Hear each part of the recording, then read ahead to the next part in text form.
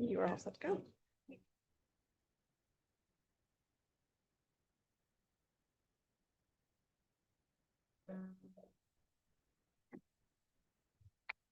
Good evening, everybody. I think we're ready to get started. Thank you all so much for being here. I just want to note that this is being recorded, live streamed, and the recording will also be available on the library's YouTube channel for folks to watch after the fact. The first order of business tonight is going to be a presentation from our library director on the budget. Andrea will present for about 15 minutes, and then we'll get started with the candidate forum. Last week, the candidates were confirmed by the city school district. There are 9 of them, and they're all here tonight. And they were given 2 questions to prepare responses for us tonight. This is not an open forum, so they will be responding to the questions that we've given them and not to any questions from the audience tonight. Each candidate will be asked 2 questions and have 2 minutes to respond.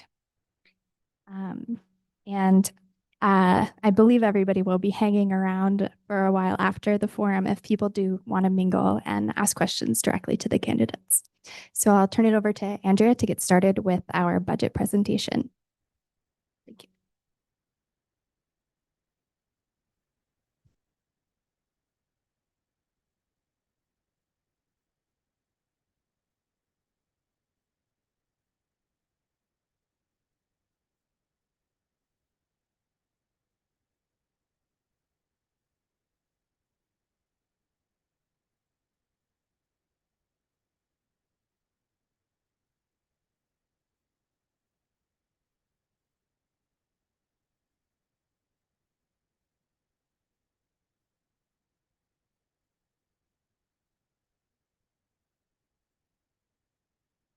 All right.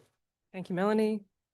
Thank you, Trustee Allen, and welcome everybody who's here tonight, including our candidates. As Trustee Allen mentioned, I'll be doing a 15-minute or so community report and budget presentation for the first order of business, and then I'll move on. We'll move on with the rest of the evening. So this is the time of year that we like to share how the library's been performing and how the library's been serving the community over the last year. And then I'm going to talk a little bit about what we're looking for our budget for 2026-27 and talk a little bit about the upcoming vote and election. So we're starting with a very high-level summary, and these are all of the categories that we routinely report out to the state, but it's also what we consider to be our core services here at the library. So we've seen some nice increases across many of these categories. I'll just call out a few, including the visitor increase that we saw, which was a nice 9% increase. We also did a lot of work in the area of ramping up our volunteer and internship hours. So we saw a huge increase on that count, a 76% increase, which is really credit to our community engagement department, which we have enhanced at no extra personnel cost. We created that department from within the staff that we had, and we pretty much tasked them with rebooting those programs. We also saw a great increase in our museum and adventure pass program. Our digital circulation is up and our room use is up. And I'm going to get into a little bit more detail about those categories as we move through the presentation. In terms of our digital circulation, it's really been increasing steadily since 2019, which probably isn't much of a surprise to anyone here. A lot of people discovered Libby and discovered downloadable ebooks and audiobooks during the pandemic. So we've seen that continue to catch on and grow with interest across the community. So we see a lot of new users every month, and we also see increases in use on the digital content side every month. Our physical circulation is also going strong, although we haven't seen as dramatic increases in terms of physical circulation. Our community spaces, we have a number of them across the district. We have 12 meeting rooms and 18 study rooms, and they get a lot of use.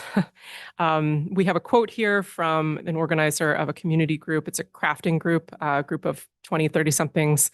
And the Ladybug Club is here meeting at our Howe branch in the South End.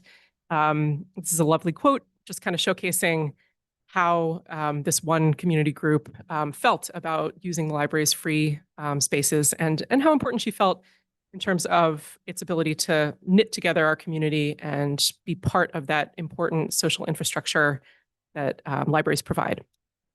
We also see a lot of use of our study rooms with job seekers who are doing Zoom interviews in our study rooms because it's very awkward to do your Zoom job interview if you're at your job. You got to go someplace else. So people come to the library to do that, and that's a new kind of use of those study room spaces.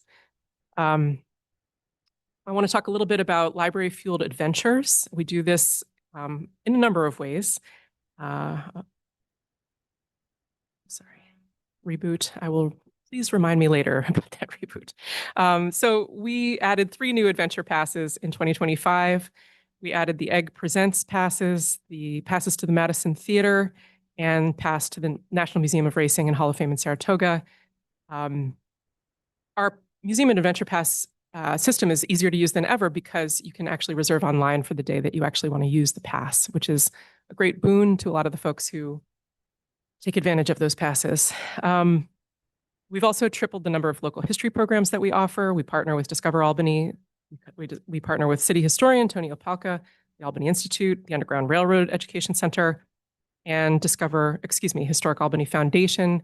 We actually partner with the Historic Albany Foundation to do a repair cafe a couple times a year. Draws a healthy number of people. Upwards of 60 people show up to repair their screens for their windows and lamps and various household items. So that's a great example of where history meets our makerspace, really.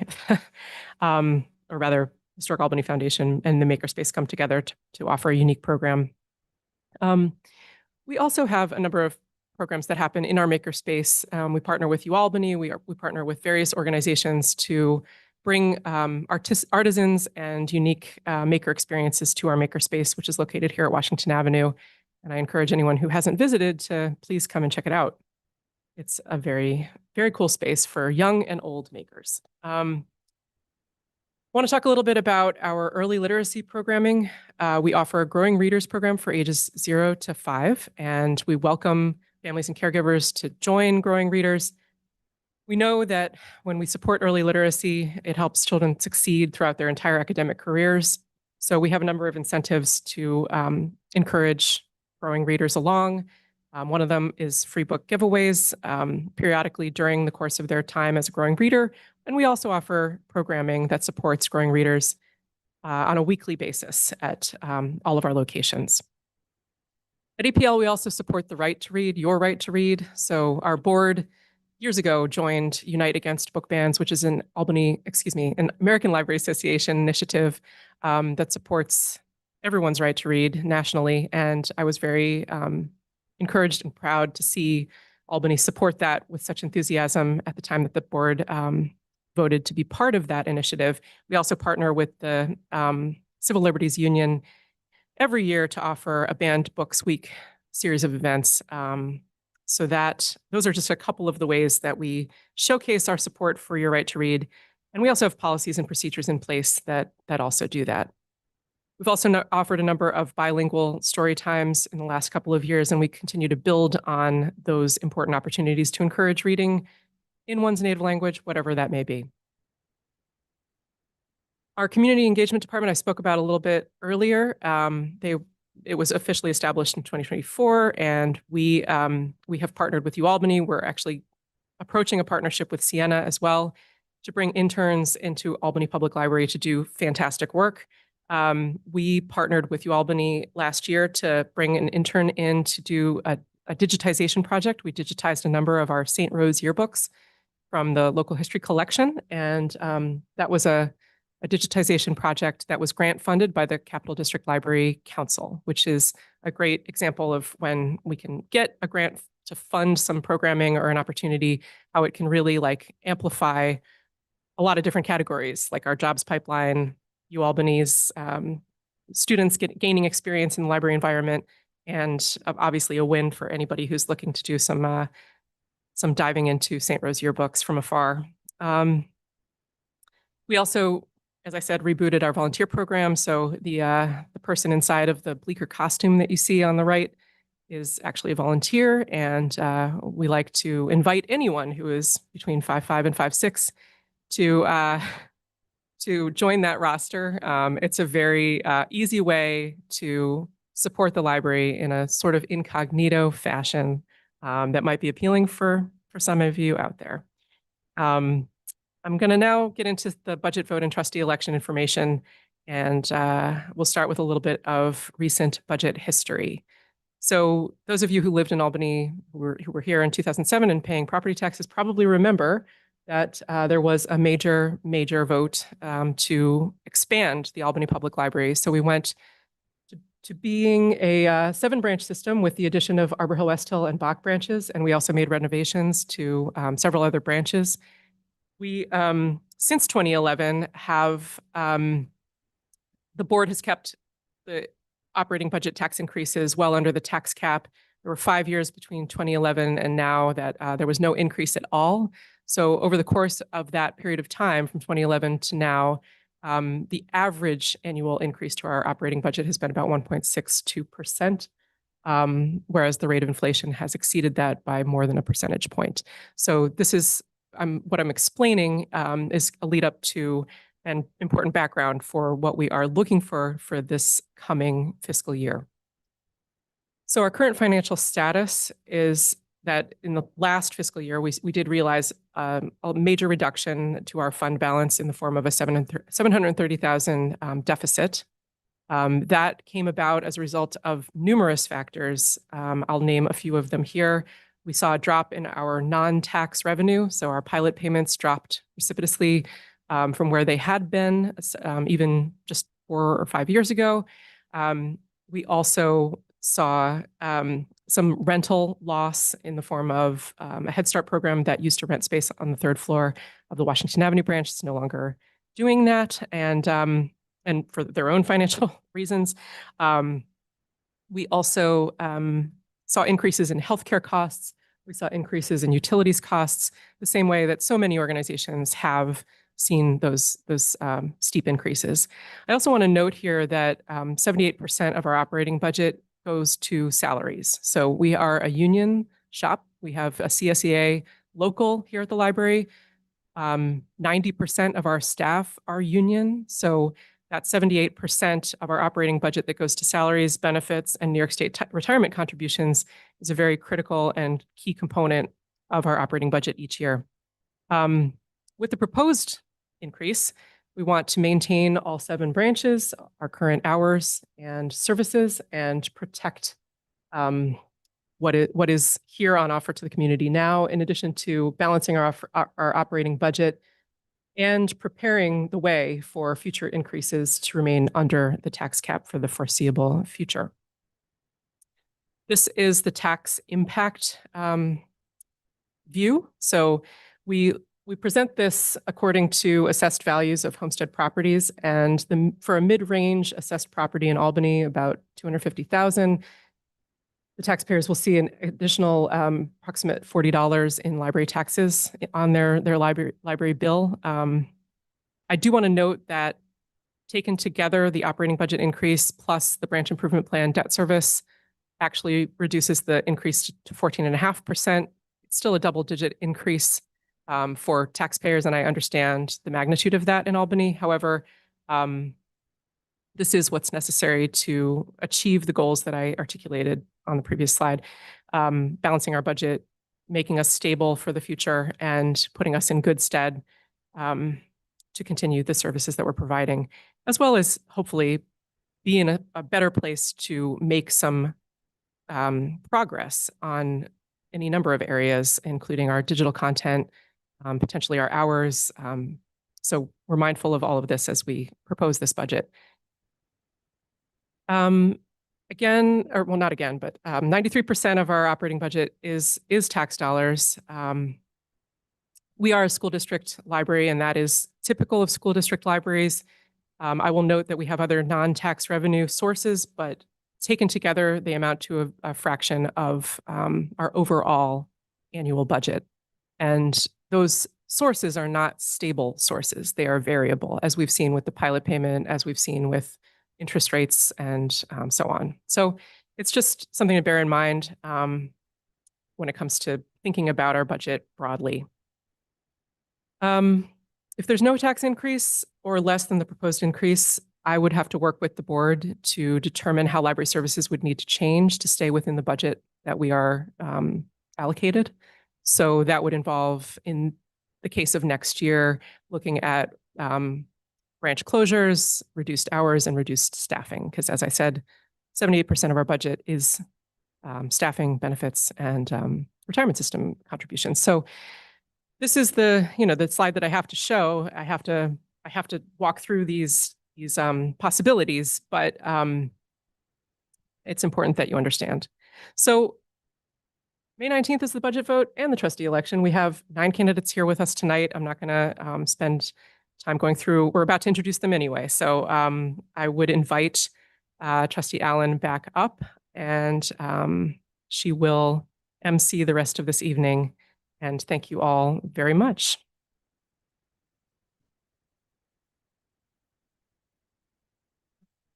We're not.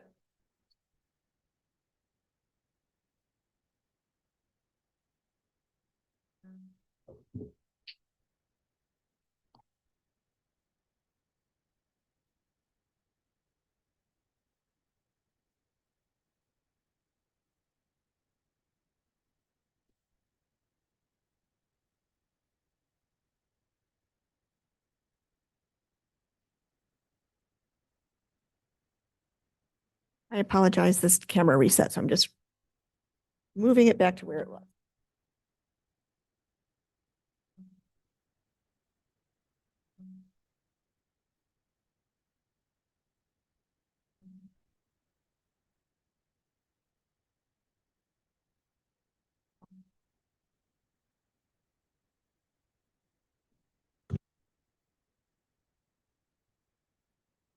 All right. Thank you, Andrea. So we're going to move on to the forum portion of this evening. My name is Trustee Paige Allen, and my colleague, Trustee Jen Marlowe, is here with me this evening, and we'll be tag teaming the question and answer portion together.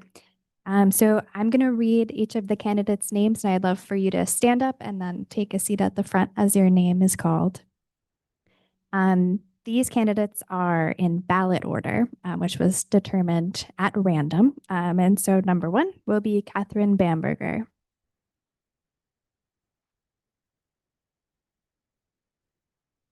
Lori Kohansky. Matthew Reed.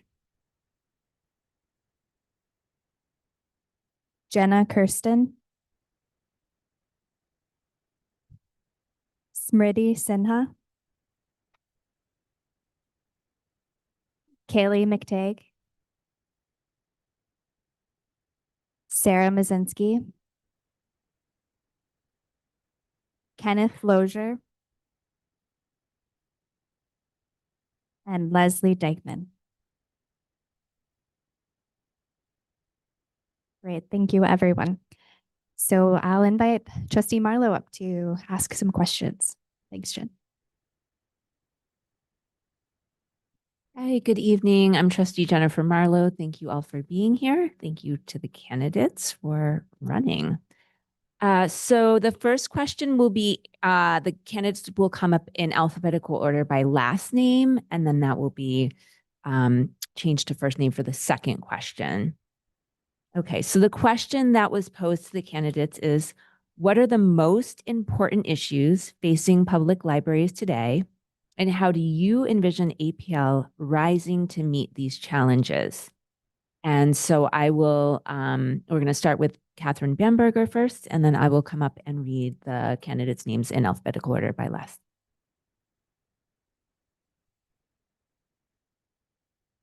Thank you, Paige. Thank you, Jennifer. My name is Catherine Bamberger.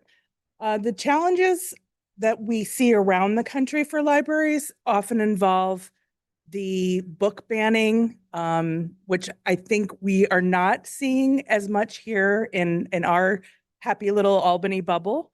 But there always are financial challenges and trying to balance the programming desires and needs And in particular in Albany, we run 7 branches. So there are a lot of costs, maintenance built into that. And so in order to make sure that we continue the programming levels that we need, we also have a fairly high poverty rate here in Albany. And the libraries around the country, and particularly here in Albany, are like the schools, often providing social services and supports in a way that maybe doesn't happen in other communities. And that is something that puts an additional burden on staff and facilities. So those are all challenges that are not only faced around the country, but certainly here in Albany. And so I think as board members, we have a responsibility to balance all of those needs. No one likes a tax increase. Nobody likes to pay more money, but we do fund what we value most. And so if we value supporting our community and we value the public space that is the library system, where you don't have an obligation to actually spend money to be here, then that's where we have to make our investment. So thank you very much. Thank you all for coming out. I'm thrilled to death that we have 9 candidates, because that shows that we do, as a community, we do very much value our public libraries. Thank you.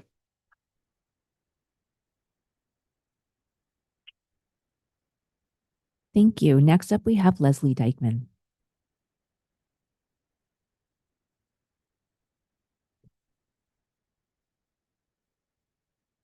I'm Leslie.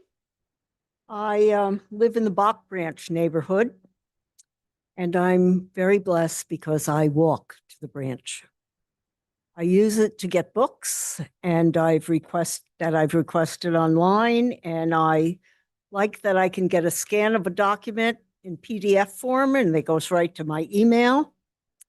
I try to make a craft event or talk when I can, and I don't know if this is good or bad, but everybody there knows my name.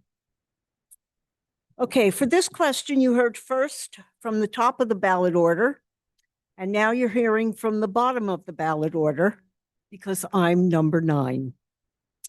Okay, here are the issues I have found that public libraries are facing today. Money, the digital divide with rapidly changing technology, staffing issues with regard to safety and security, relevance and censorship. But I'm only going to use my 2 minutes for money and the digital divide.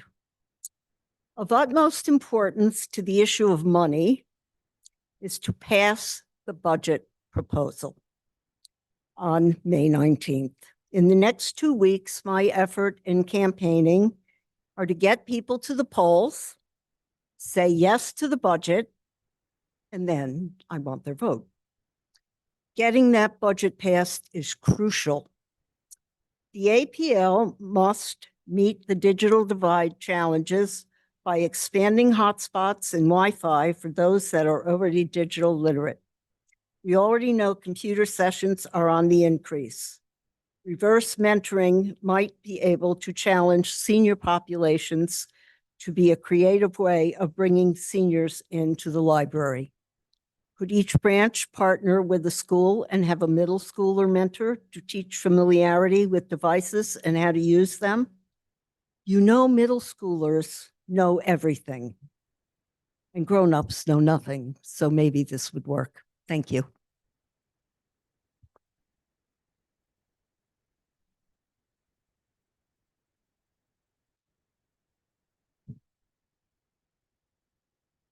Next, we have Jenna Kirsten.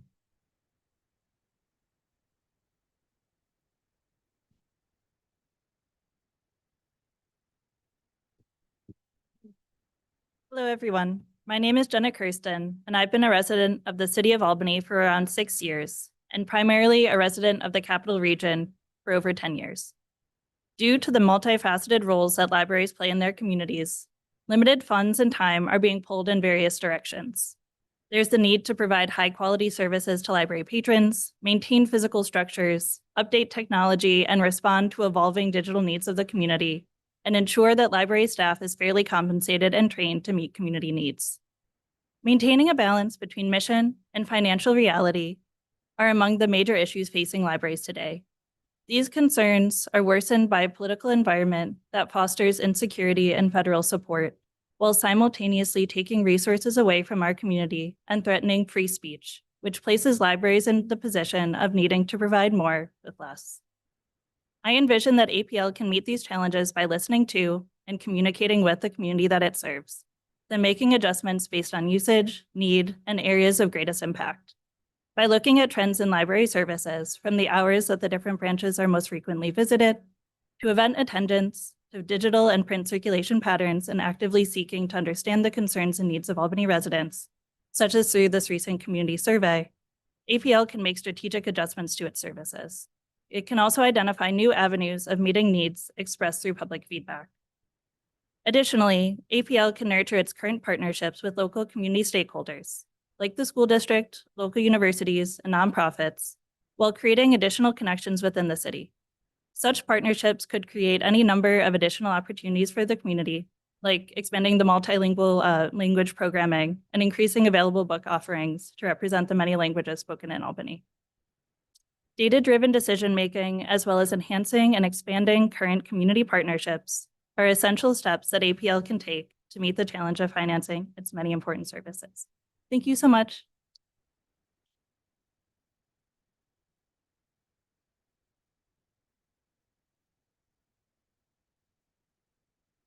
Next is Lori Gohansky.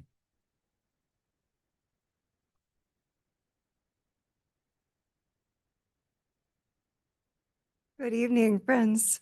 It's good to be with you tonight. I live in the Delaware neighborhood of our city, and that branch was one of the first places that I went to when I moved here. And it has become the place where I know I can call home. But I love how Arbor Hill displays their books for kids, and I love the hidden North Albany Library, which I hope doesn't stay as hidden. I see libraries, and I've seen them, excuse me, my whole life as places and keepers and holders of the story of a place.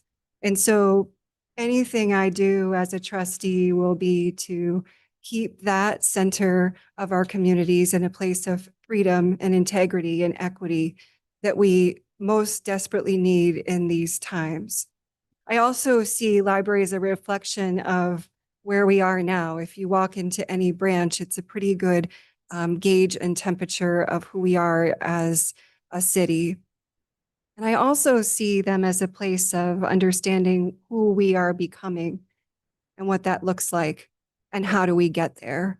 And so, as many of my colleagues here have said, many neighbors here have said, financially and having that fiduciary responsibility as a trustee is something I will take very seriously. In my past history, actually before living in Albany, I've been working with institutions that always walk that fine line of figuring out how to creatively use the resources that we have.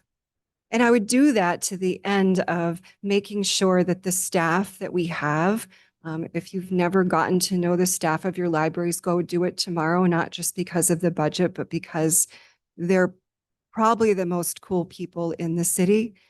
And so all of my work would be so that they can keep doing their work so that we can all keep becoming what it will look like for us to live in a culture that's increasingly divided, and having this center place where division really is actively they're actively fighting against that in any library branch that we have in our city. And so I hope that you'll trust me that we can continue to build on who we are as well as celebrate who we have been. Thank you.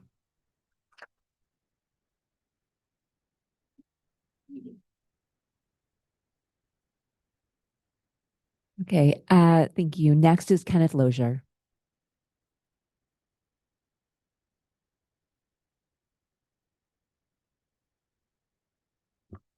Nobody let me forget that nameplate, please. Good evening, everybody. Hopefully you'll beat the rain coming in here. I'd like to get straight to the point. So unfortunately, Even with the important role public libraries play, it can still be an uphill battle. Across the country, we've seen many library systems face both external pressures and challenges from within.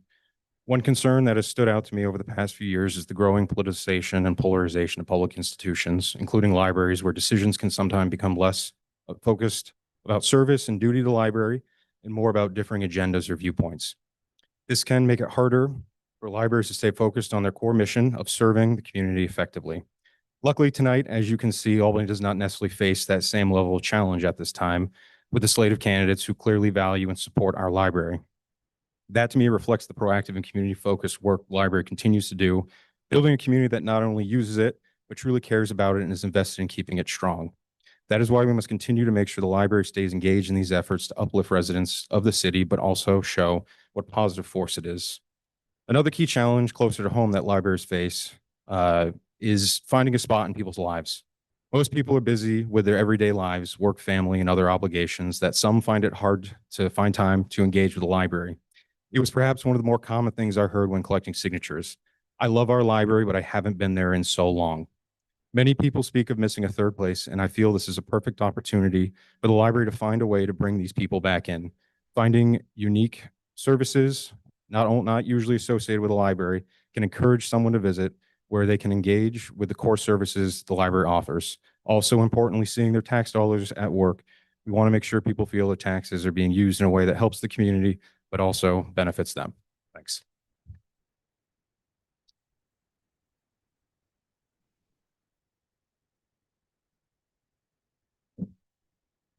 Next up is Sarah Masinski.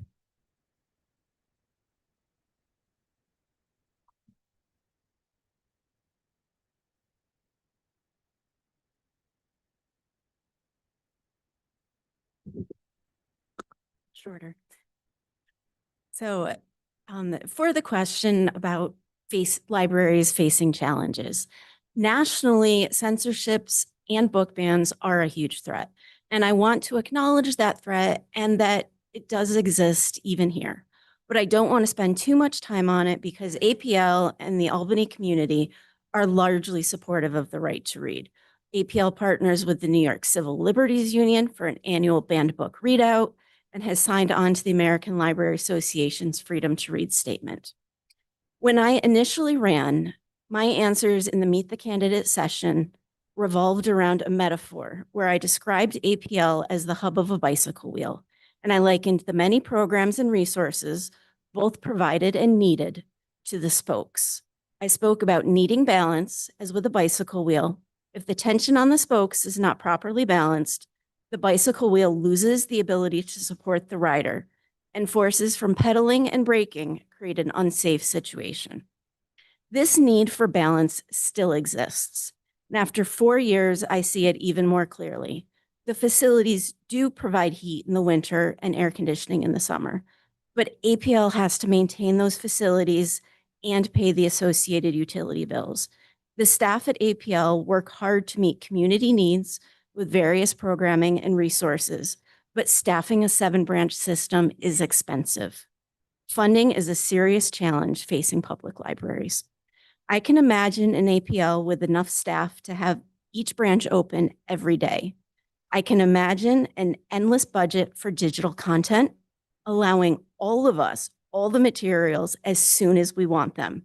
But I can't imagine asking taxpayers to shoulder that burden.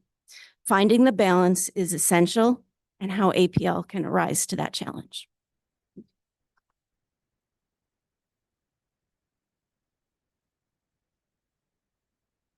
Thank you. Next, we have Kaylee McTague.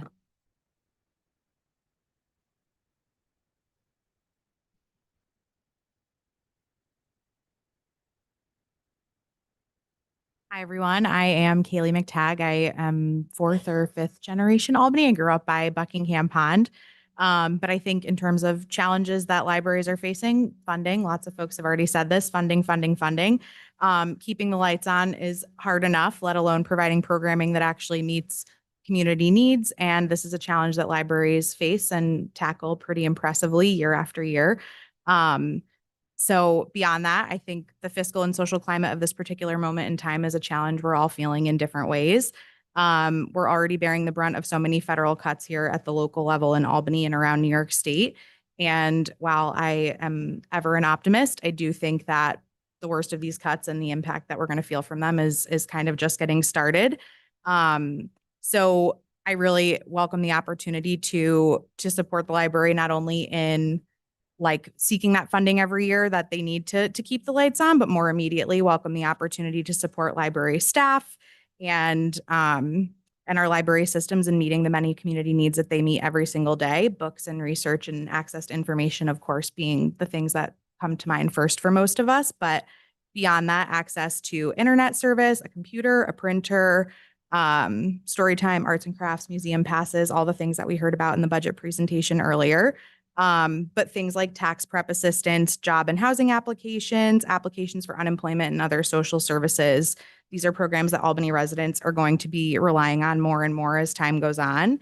And I'm really glad to know that those resources are available here to me and to my neighbors. And I want more folks to know that as well. And to know that if they can't access those resources elsewhere, that they can probably find somebody at their library who is willing to help. So while these challenges feel a little daunting, nobody can stretch a dollar further than our library systems, and nobody can make a lot out of a little better than library staff. So I really welcome the opportunity to support them in those endeavors and to support the city of Albany as well.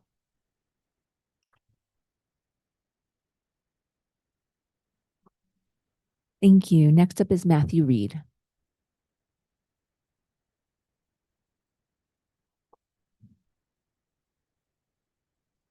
Good evening, everybody. Thanks, Jen. Thanks, Paige, Andrea. My name is Matt Reed. I'm a resident of the city. I live in the Eagle Hill, Buckingham Pond neighborhood.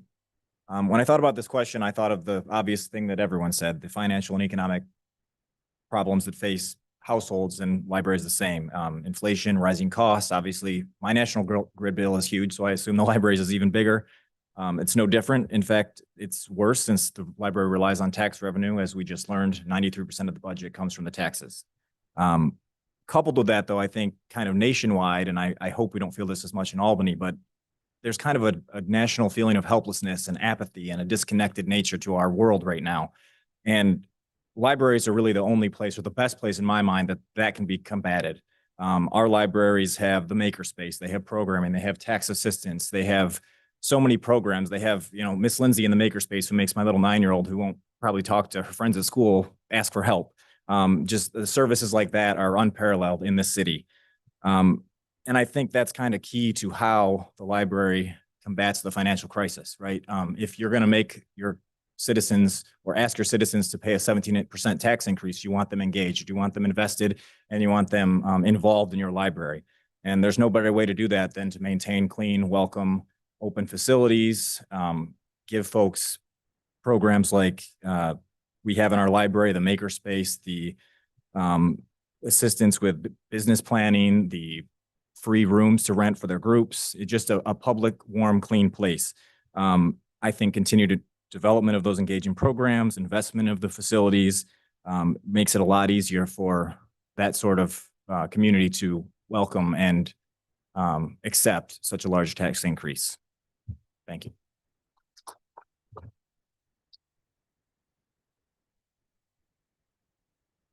Thank you. And now we have Smriti Sinha.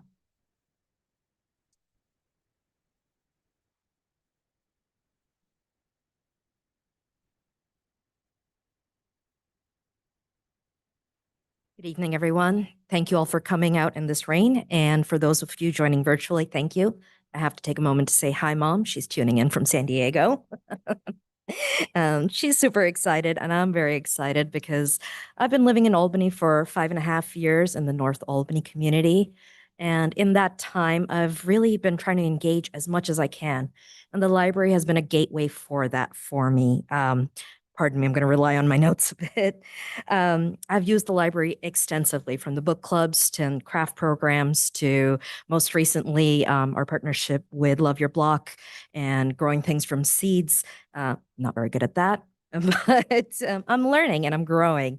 It's also given me an opportunity to glimpse into our many neighborhoods.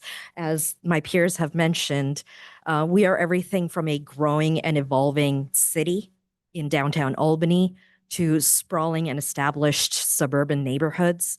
And with that comes a very diverse population and its many challenges.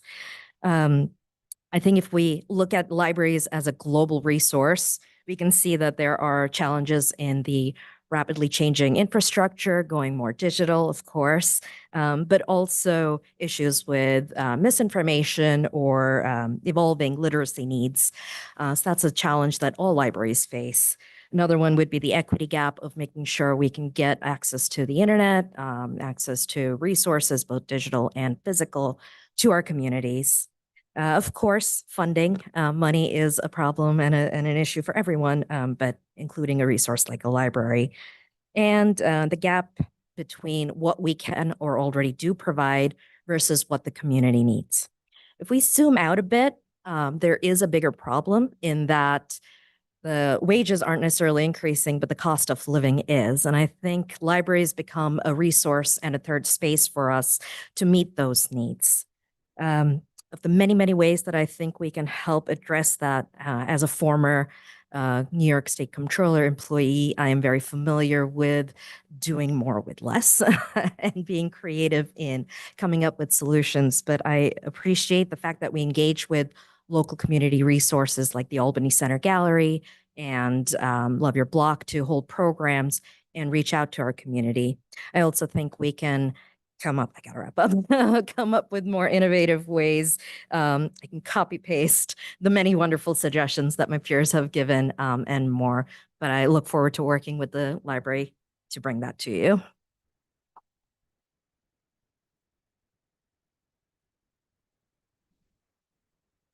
Okay, so the next question, candidates will be brought up in alphabetical order by first name. So the second question posed to candidates is, one of the primary responsibilities of a trustee is duty of care. The New York State Library Handbook for Trustees describes the duty of care as acting in good faith and exercising the degree of diligence, care, and skill that an ordinary, prudent individual would use under similar circumstances in a like position. As a trustee, how will you show up for the library and fulfill the duty of care? And first up, we have Jenna Kirsten.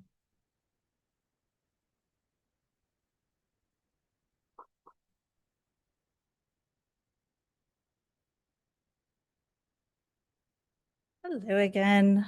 Alrighty. Serving the needs of the Albany community as a trustee is a role I would not take lightly. I understand duty of care to mean acting as a responsible and informed steward of library resources and acting in good faith based on needs expressed by the community. To do so, I would draw on my personal and professional experiences in education and administrative work. First, this means having the ability to handle sensitive and important matters with the care they deserve. When I worked as an academic advisor, I worked with several hundred students each year on crafting academic plans that fit into the other personal, professional, and health-related circumstances of their lives. I maintained appropriate confidentiality regarding personal information and took great care in helping students navigate their academic lives during a period of heavy transition. Additionally, I have the ability to work collaboratively with students and colleagues to turn observed and expressed needs into action, using a mix of interpersonal feedback, acquired data, and personal judgment to determine the best course of action. Whether this has been working with undecided students on deciding a college major, developing creative games to play with my German students to encourage more speaking practice, or collaborating with colleagues to plan successful events within my current role at KPMG, I have developed the ability to listen, reflect, and work collaboratively with community partners and stakeholders to turn big picture ideas into concrete tasks. As a trustee, I would draw on these strengths to show up for the library and fulfill duty of care. This could come in various forms, from regularly attending and promoting library events, building and continuing relationships with library staff, and having a constant intent to explore connections with other organizations and resources to further APL's mission to educate, entertain, and empower city residents. I'll end with this. I've lived in various cities in New York State and throughout Germany. There is something so special about Albany and this community that called me back here and continues to keep me here. As a trustee, I would fulfill duty of care because I love this city. and I want to support APL in the key role it plays in fostering community and making the city such a special place to build a home in. Thank you.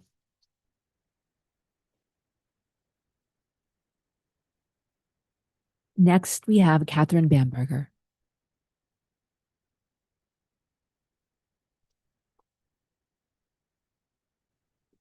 That was fabulous. I'm just going to say what she said, all of that. Very well said.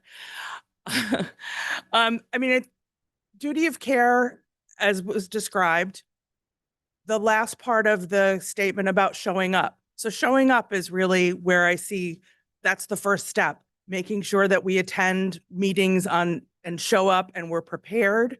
And we've read the documents ahead of time. We've given it some thought. We sit during the meetings and we listen respectfully to the other members of the board, to the staff, to the community members who also show up to share their information and their experiences. And that's really what the duty of care is all about.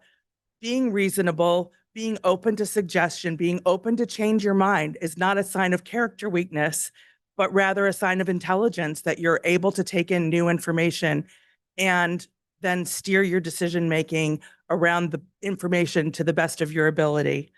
So I'm too tall to be Bleecker, but I have in fact played with the costume for Clifford the Big Red Dog. I've also been the Chicka Chicka Boom Boom Letter Tree and Dr. Seuss. So I feel like between that, actually having been to the American Library and New York Library Association meetings and having had a career in publishing that's afforded me those opportunities about 25 years ago when books were going away. So we are open to change. We are open to suggestions. We are open to new opportunities. But what we do best is take care of each other and take care of each other in our community. Thank you.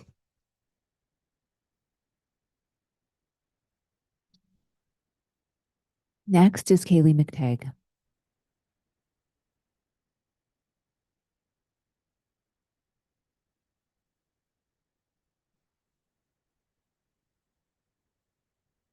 So in my day job, I'm Chief of Staff to State Senator Pat Fahey. And before that, I worked for the Assembly Program and Council. And I got to be like the de facto Libraries Committee analyst for a year and a half, which was a lot of fun. I got to deep dive into like broadband access and municipal resource sharing and all of that stuff. And before that, I was an English major at Manhattan College. So as a recovering English major, I love a good quote. And getting ready for tonight, I found one I liked. Bad libraries build collections, good libraries build services, great libraries build communities. And I really do believe we are fortunate enough to live in a city with truly great libraries that show up for our community every single day. And I have utilized the libraries here since I was a kid. I got my first library card in kindergarten. My mom took me to the library that used to be next to School 19 before the Bach branch was built down New Scotland Avenue. In the time I haven't lived in Albany, I've lived in other states doing political work. And like one of the first things I have found in every state I've ever lived in is the library to like make friends, to find a quiet place to work, to kind of get the pulse on what's happening in a community. I even got my solar eclipse glasses at the Utica Library in the Detroit metro area because nobody else had them. So like drove around for 2 hours looking, and I should have just started at the library down the street from my house. But I am truly invested in the strength and success and future of our community as both my like profession and as just like my personal just obsession and who I am. But I really look forward to threading the needle on my personal experience as a kid who grew up here, who went to Albany schools, who's used these libraries my whole life, and as a person who does a lot of this stuff as it relates to my day job. So I see serving as library trustee as kind of a natural next step in my public service to New York and the city of Albany. And I hope you'll vote for me. And if you don't, I hope that you will all still vote to pass the budget. So thank you so much. And yeah.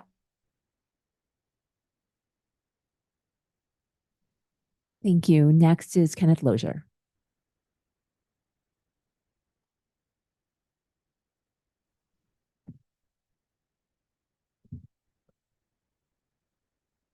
I believe one of the most important qualities for anyone in Board of Trustees position in relation to duty of care or a similar position is a strong sense of ethics and conviction to stand by.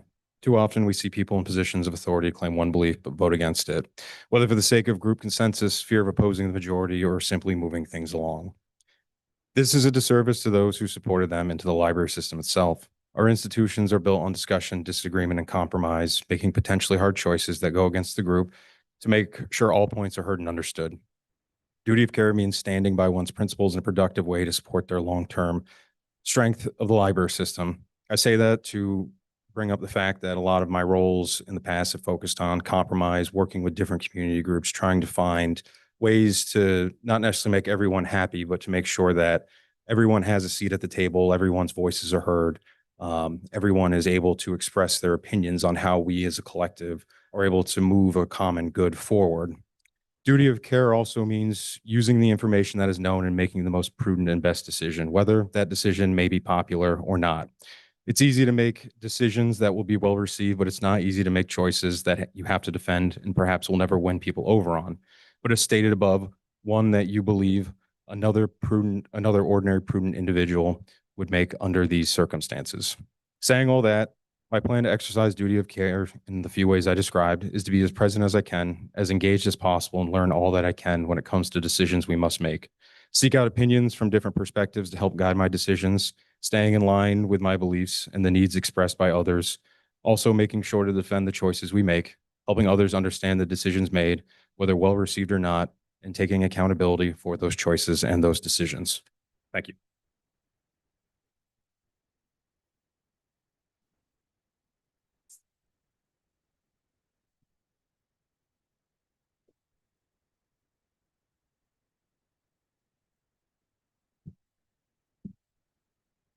Okay, next we have Leslie Dykeman.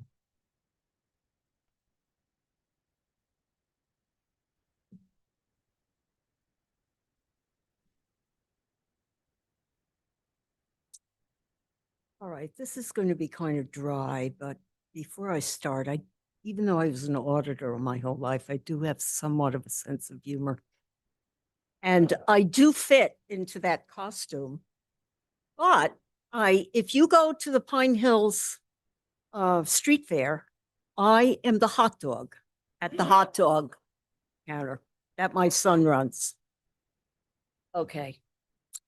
I will exercise care by attending the monthly board meetings and the meetings of any committee that I will be serving on. In the past year, I've actually attended board meetings in this room, and I attended one via YouTube while I was out of town. I am ready to listen, discuss, and vote. I will exercise care by familiarizing myself with the documents associated with the board meetings. I've read the New York State Library Trustee Handbook, and I will familiarize myself with the publications and the information on the state ed website with regards to not only the trustees' jobs, but general library duties. I will exercise good judgment and act in good faith, as well as relying on our library director's reports on daily information operations, and will confirm the library operates legally and respects employment, civil service, and the education laws. I will be an active steward. I will keep current on the library's financial, legal, and operational matters. To me, this means reviewing financial reports, monitoring income and expense, and ensuring the proper use of library funds. When meeting members of the community, I will ask and listen to what they tell me their library needs and wants are. Thank you.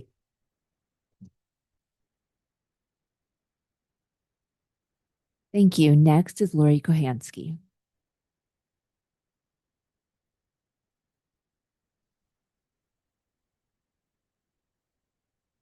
I was really struck by the word ordinary in that question. It just looks like we're looking for somebody who does ordinary things. It gave me a little bit of peace because I grew up in a house where public service was just what you did.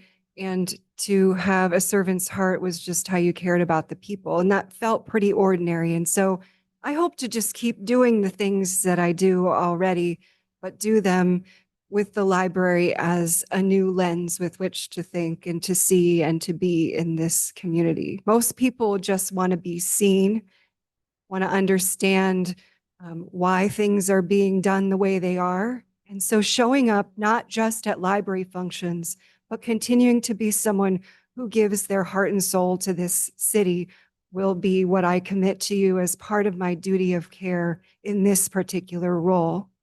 I drive around all day as a member of the Albany Police Department, the Community Advocacy Response Team. So I see things all day. So this would just be a lens I would add to my current viewfinder. I'm an artist at the Albany Barn, and I love what our city does for bicycles. So if you don't know about Albany Bike Rescue, find out about them. The Underground Railroad is one of those places where I always try to find myself if I can, and especially if I can't any other day. I go there in July, on the 4th of July, because it reminds me, and again, my duty of care for this role would encompass all of those things that are already happening in our community, but then seeing them again through this lens, holding the stories of who we were, who we are, and who we are becoming.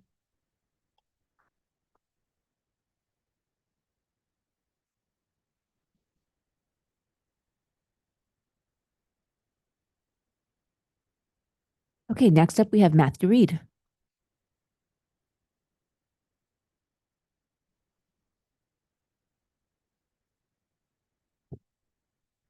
Thank you again. Speak slower this time. I tend to ramble.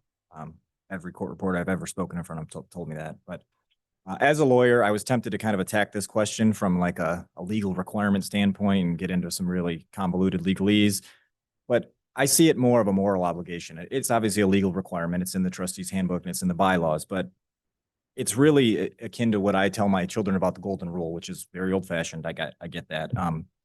Like you do unto others as you would want them to do unto you. I feel like the duty of care is the library trustees version of that you would expect me or a person in this role to be the kind of steward of the library's funds, facilities, programs for the benefit of the city's residents in the same way that I'd expect the current trustees to have that, to hold themselves to that same high standard. I'm a product of public service. My father was a school teacher in public schools. My mother worked at SUNY Oswego. I went to public school for elementary, middle school, high school, public university, and a public law school. My entire career has been in public service, first as a United States Marine, then a prosecutor, also well in the Marine Corps, and then now as a state attorney for the New York State. I know the importance of public service. Like the public library, I would bring my passion for the institution and for public service to this position. As an attorney, I spent nearly 20 years advocating for a client, a position. Sometimes I was lucky to actually advocate for justice. I'm detail-oriented, able to bring my expertise evaluating facts, even if they're buried in convoluted legalese, and reach an equitable and just outcome. And I know that involves compromise, but at the heart of it is public service and the requirement to act as an ordinary, prudent person. As a trustee, I could promise to be present for all meetings, physically possible.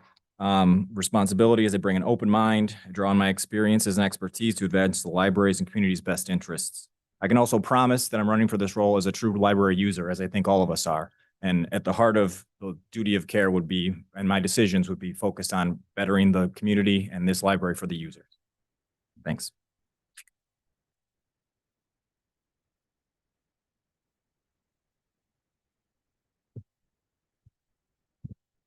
And now Sarah Masinski.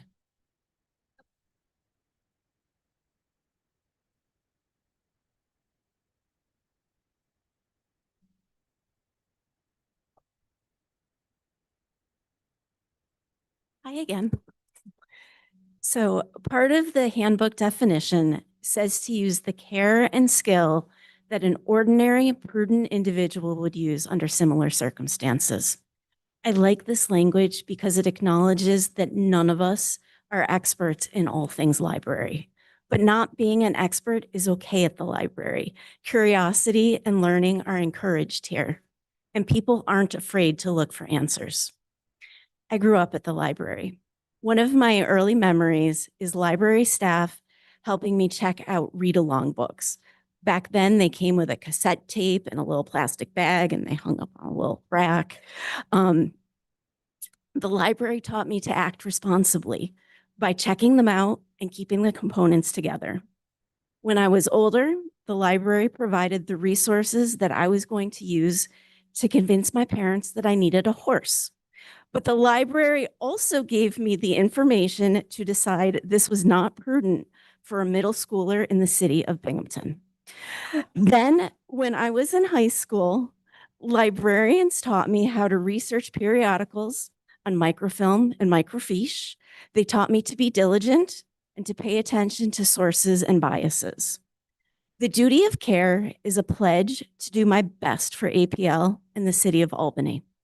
That's taking the time to show up.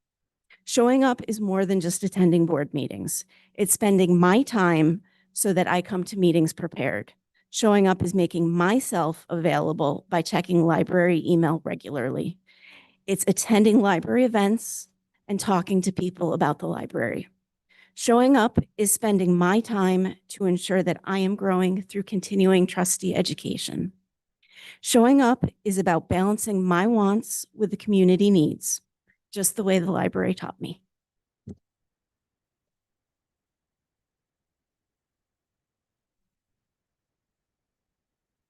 And finally, we have Smriti Sinha.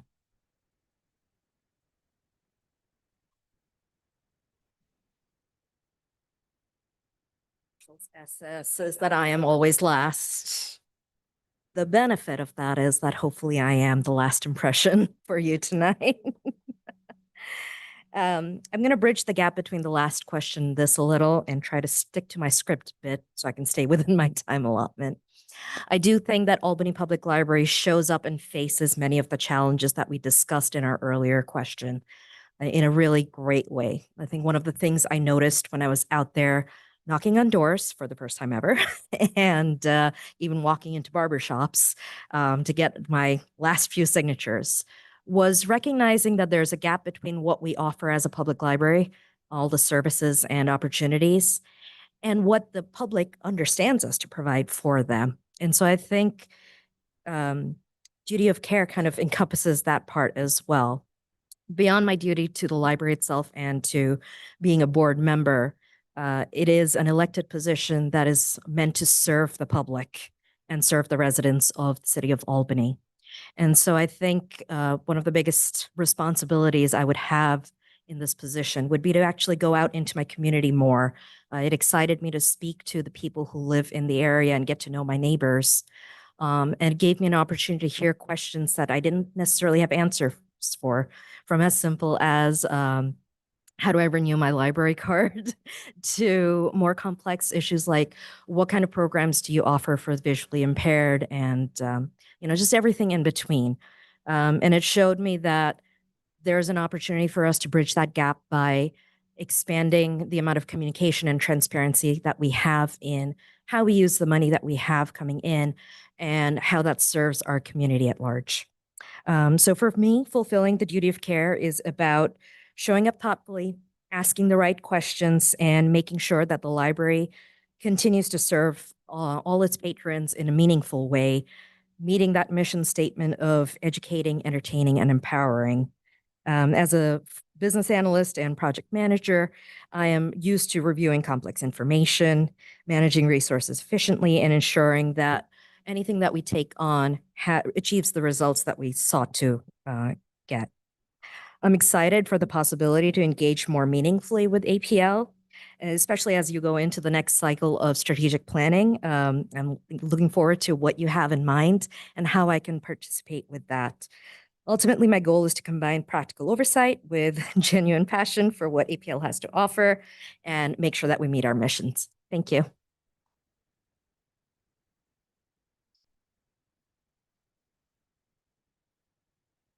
Wow, this is great. I'm so excited for any of you to join us on the board. This has been so wonderful. Thank you all for your really thoughtful responses. What a fun, smart group. Thank you again to Jen also for helping me moderate this evening. And a reminder that for folks who weren't able to watch tonight, there will be a recording available later in this week.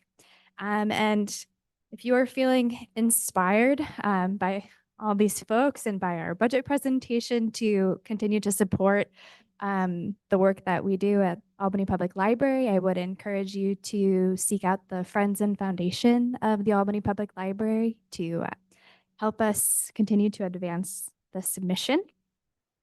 And then, of course, a reminder that the budget vote and election day is on Tuesday, May 19th. If you have questions about your polling place, you can check out the school website or our library website to get more information about your polling place, as it may be different from your usual polling place. Yeah, this has been a delight. So thank you to everybody who's here in person. Thank you to everybody who's watching online. Thank you to everyone who will hopefully watch the recording of this. And again, thank you so much to our wonderful candidates. Good evening.